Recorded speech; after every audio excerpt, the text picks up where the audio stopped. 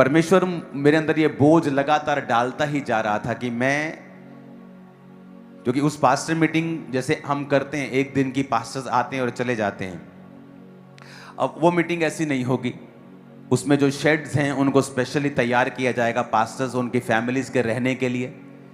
Special खाने का menu ready होगा, स्पेशल टीचिंग्स होंगी, वीडियो डेमोन्स्ट्रेशन होगी, रिटन टीचिंग होगी, सेमिनार्स होंगे, और उसमें बहुत से लॉयर्स भी होंगे जो आपको लॉ के बारे में भी बताएंगे।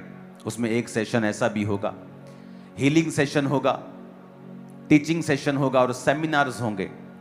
और ये इसलिए कि परमेश्वर के जो लोग हैं उनको ये बताया जा सके कि हर एक परिस्थिति के नीचे आपको गॉस्पल कैसे प्रीच करना है,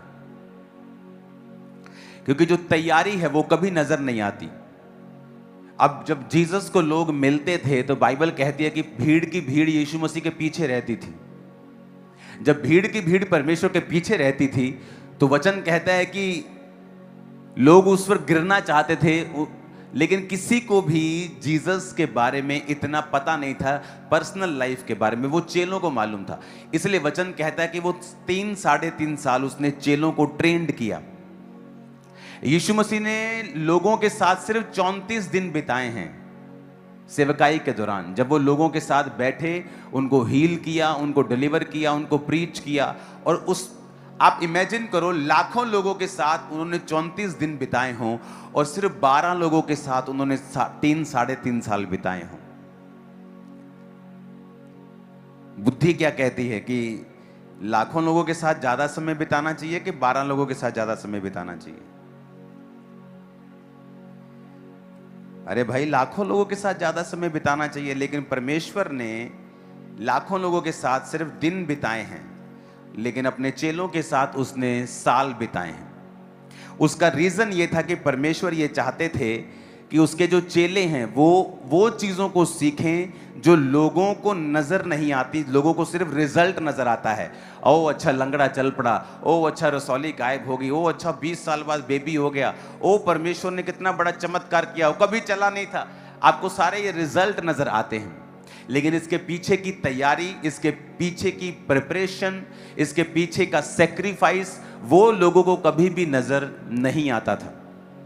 तो वो चेलों को परमेश्वर ने वो साइड दिखाई, और उन चेलों में भी कुछ ऐसे थे जो ज्यादा काम कर सकते थे दूसरे चेलों के मुकाबले में। वो कम काम कर सकते थे, कुछ ज्यादा काम कर सकते थे। ये बात थी कि परमेश्वर जो कुछ उन्हें दिखा रहा है, परमेश्वर जो कुछ उन पर प्रकट कर रहा है, वो उसको कितना फॉलो कर रहे हैं और उनकी जिंदगी में परमेश्वर के प्रति कितना समर्पण है। ऊंची आवाज में कहो हालेलुया। तो ये बोझ अब मेरे अंदर घर कर चुका है कि मैं पास्टर्स को बुलाऊं और उन्हें ये टीच करूं, और ये टीचिंग लंबी होगी। सुबह घंटों हो रही है, फिर लंच टाइम के बाद शाम को घंटों हो रही है, और दिन रात हो रही है। फिर 1 दिन, फिर 2 दिन, फिर 3 दिन, फिर प्रेयर माउंटेन के साथ, प्रार्थना के साथ वो जुड़ेंगे।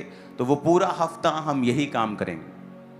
तो पास्टर्स को ईस्टर के बाद मैं अनाउंसमेंट करूंगा कि हम कब वो मीटिंग चर्च में अरेंज कर रहे हैं। तो ये एक ब्लेसिंग होगी कि पास्टर्स, क्योंकि पास्टर अगर अच्छी तरह से सीखता है, वो हजारों को बचाता है, वो सैकड़ों को छूता है। अगर वो ट्रेंड है, अगर वो वेल इक्विप्ड है, अगर उसे पता है कि मुझे क्या करना है, मुझे किस तरह से सेवकाई को करना है, जब विरोध है तब मुझे क्या कहना है, किस तरह से सेवा को आगे बढ़ाना है। Like and subscribe. Hit that like button and subscribe for more.